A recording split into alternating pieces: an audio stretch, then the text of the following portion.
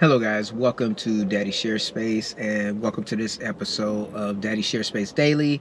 So this is going to be day 2 of me recording at my lunch hour. And let me see how much time I have before I need to get back. All right. So addressing some of the comments that I got so far from yesterday till today.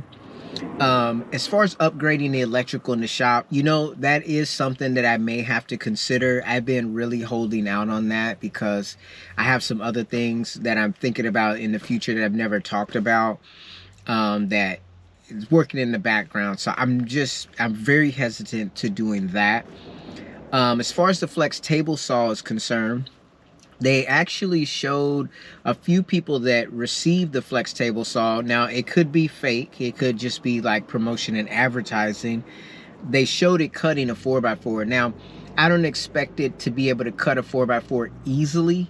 I kind of expect it to be very similar to what I'm getting as far as performance from my battery powered table saws now, where you have to kind of take your time and just kind of baby the cut. I wasn't planning on having to cut 4x4s on a regular. My main mindset was, a 4x4 is the same depth, all the way around as a 2x4. So that means that I could buy a 2x4 and split it down the long way, and fillet it open and actually make boards out of that. So that's a really inexpensive way to make panels, if you will. You buy 8-foot 2x4, maybe cut it into 2-foot sections, and then split those, and then you put that all together and you've got a panel. So that was my idea of doing that, because even though I know I won't be doing that often, having that capability and taking out the element of having to flip the board around the other way could be a little bit more beneficial than and being able to do it in one pass. It's just a little bit more efficient, and it's definitely cheaper than buying a $1,599 bandsaw. So there's that. Now to the comment about SketchUp. Yeah, I think I'm going to end up having to go back to using SketchUp. I think that's a good idea for me to design the shop in SketchUp to kind of get an idea of how things need to be set up. Now, the thing that so I had SketchUp Pro for a year, and then it got renewed. And when it got renewed, it was like $350. So it went up by a nice amount. So I canceled it immediately because I wasn't getting the use out of it that I would have wanted for the money. And it's not that it's a bad program. It's just more so I realized with me being spread so thin, my learning curve wasn't going up fast enough for me. And I think I may have tried one time to do a little bit of a video using SketchUp. And because I'm not very skilled at it, I don't feel like I could carry a video doing SketchUp because I don't know enough about the program. And as I've shared before, with it taking me so long to actually edit videos, sitting in front of the computer for hours on end dealing with SketchUp is also keeping me out of the shop, as are other things. So I decided to let SketchUp go, at least for the time being. However, prior to getting the comment about doing SketchUp to design the shop, I have been thinking about going back online and doing the online version of SketchUp and learning in the background how to get more proficient at it. And then once I get proficient, then I could go back to actually paying for it. And then the other thing is too, I was considering getting Fusion 360, but I looked into the pricing and it's more expensive than SketchUp, even SketchUp Pro. And that's probably more of a steeper learning curve. And because I haven't had the time, because I'm not as efficient as I would like to be to, spread myself even thinner, I've kind of put that on the background. So the SketchUp is probably something that I will do in the background. Someone asked me about maybe changing the title to the videos to, kind of shorthanding it to like DSD or DSSD, so Daddy Share Space Daily. And then I guess I think that's not a bad idea, but I think that's probably a better idea for people that already know what it means, right? So let's say, if you only have like 2 or 3 people or 10 people that's watching, that, and they know what that acronym means, then it kind of, they're familiar with it. But if someone new was to come across it, they would be quite confused because they wouldn't know what it is. Now, I do agree that I need to, and I'm going to try to put that into place today, where I'll put the name and then I'll put like the topic or some of the topics in the title so that people can kind of glance over it and see if they actually want to listen to that video. So there are going to be a lot more smaller projects coming. And the reason for that is I mentioned that I wanted to use the dowel making device, to the Veritas dowel maker, to make some French cleat holders.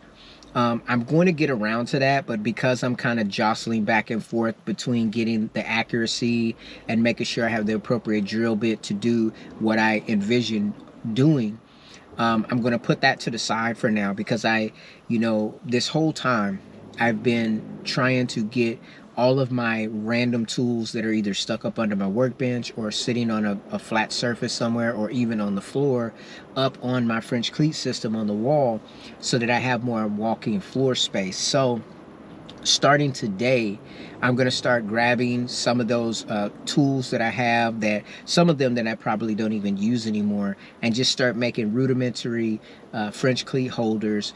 Number one, it's going to show you, me using my tools. I'll be getting more experience using my tools. You guys will get to see me using my tools, and you can ask questions accordingly. But at the same time, it will also clear up a lot of space, because like right now, when I was clearing off the bench that's over to the right side of the shop, I just put some of that stuff on the floor for now. And so I've got like my old Ryobi planer, my old Ryobi belt sander, and a bunch of other little Ryobi tools that I need to make simple French cleat holders for, just to get these things up on the wall. I've kind of put a lot of my Ryobi tools basically like out of service.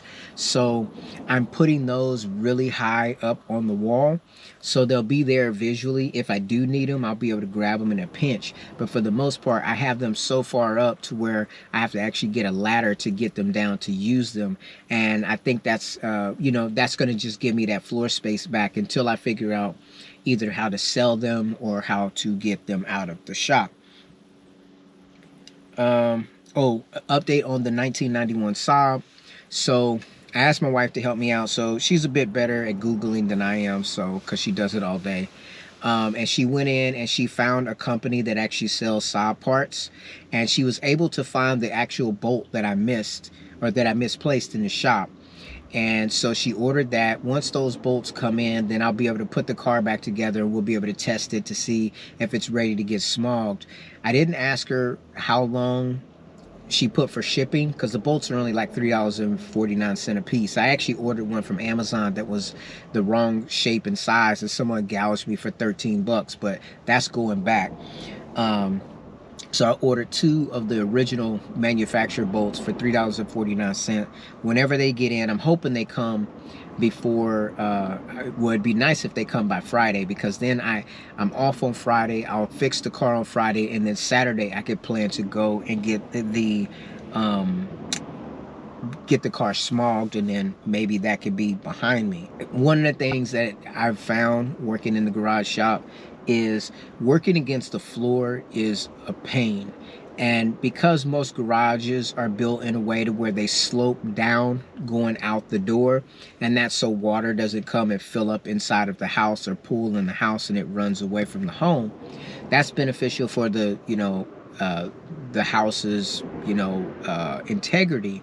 But whenever you're making like workshop carts and doing things like that, it becomes a little bit more difficult. Now, if you're going to affix, like, say, a workbench to the wall, that's fine, because you can level it out in free space.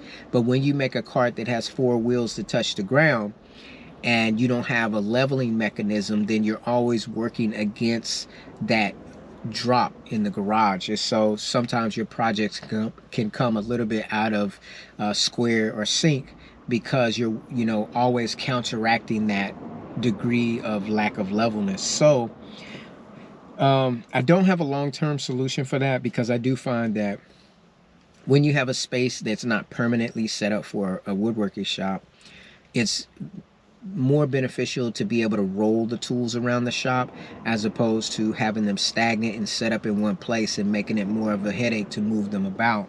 So that's going to be a work in progress, a long-term thing to be dealing with. Touching on the Benchdogs marking tools, so I've been thinking about that. I'm debating on whether, so it's already October, so we only got a couple more months left in this year. And I'm debating on whether I'm going to actually buy any of the Benchdogs, like squares or anything, in this calendar year. Reason being, of course, economics, and then also higher cost of shipping.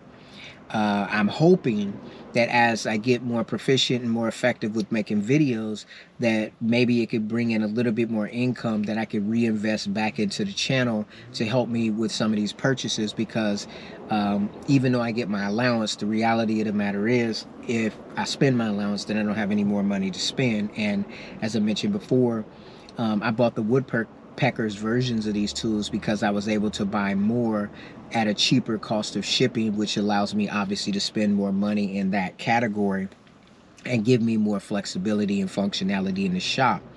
The Benchdogs versions does a couple things. Obviously, it helps me to work in metric, but it also helps me to add more content to the channel because there aren't a whole lot of people that have like the 26-inch woodpecker square and have the 600 millimeter Benchdogs square, and doing a comparison and contrast to help people to make an educated decision for themselves. Now, my question that I have is, would you purchase setup blocks and or those right angle square devices for squaring up boxes? I used a couple of them yesterday in the video that I did working on the M18 miter saw stand. Would you waste your time buying those? Because I've read some of the reviews, and some of the reviews say that the devices are not accurate. So of course I don't want to waste my money. So I have to try to figure out if I want to take that chance. Because just to give you a price comparison, I can't remember Benchdogs price right offhand, but I know if you buy the full set of woodpeckers setup blocks, it's like $600. It's very, very expensive. On the other hand, you could buy like the metric and the imperial version on Amazon. I don't know what the brand name is, and it's probably like, I don't know, $100 or less. So it's a significantly less in price, or less money to spend. And so obviously you could buy more items if you buy things cheaper. But sometimes when you buy something, and especially if you buy something that you intend to be square and it's not square, then it's basically you threw your money away. And then it's the same thing with those right angle clamps. I've been looking at those right angle clamps that Woodpecker sells. They're about, I want to say, $260 for a set of 4. And that just helps to put the boxes and stuff together. I have 2 that I bought. I think I may have paid $40 for the 2. And so far they seem to be okay, but I don't know about how accurate they are. And then it made me think that, okay, say if you buy 2 and then you wait, months later and buy another 2, and they may not be matched up very well, as opposed to like if you buy from, say, a company like Woodpeckers, where everything is more, I guess, to within 1,000th of an inch guaranteed, or you could send the tool back. So it kind of feels like, like say if you buy from Amazon, maybe you'll be getting from one manufacturer, but then you may buy again and it may be coming from another manufacturer. So that consistency may not be there as far as the squareness and value of the device. So that's just something to consider. But I'd like to hear your opinion on whether you would take the chance and buy the cheaper item. Is the cheaper item good enough, or would you wait and hold out and get the more expensive one? I think I'm gonna wrap the video up here by basically sharing, I was looking at a video about the Benchdogs table. I really want to get a new workbench. And I think it would be really cool to pair my Benchdogs fence with their Benchdogs table. Obviously I'm interested in the dashboard, but that dashboard, I'm really, that definitely, if I was gonna get the dashboard table, it would definitely be sometime next year, because that table's just too expensive. I mean, I can more so see myself buying the dashboard, because I think even with the shipping, it may be like, I don't know, maybe about $700, but the dashboard, like I said, you know, and that's with shipping here, it's like almost $2,000. And so the dashboard is like way down the line. It is something definitely that I want to choose or want to try. But that being said, I want a new workbench. Sure, that would be great. But for me, I have to be honest, the tools come first, right? I mean, of course, with tools, you can build a custom workbench. It may not be quite as snazzy and great as buying one of these premium workbenches. And that's why my priority is on the tools. And a few tools that I would really like to get in the shop is the ETS 150 sander, the Rotex 90 sander, and I think those are the lowest hanging fruit tools that I'm looking into, and I'm still back and forth depending upon if I fix the Saab or not. If I don't get the Saab fixed, then early next year, then I probably won't be able to buy the Festool Conturo. If I am able to get the Saab back up and running and get us back going in that way, then I'm leaning heavily towards getting the Festool Conturo, or those other tools that was on my list. I could get those, and then I'd punt the Festool Conturo to either later in the year, next year, or even the following year. And of course, this is all contingent that I'm still employed, that the economy either stays as it is or maybe gets a little bit better, hopefully. So who knows? I want to thank you guys for taking time to watch the video, and I'll see you in my next one. Take care.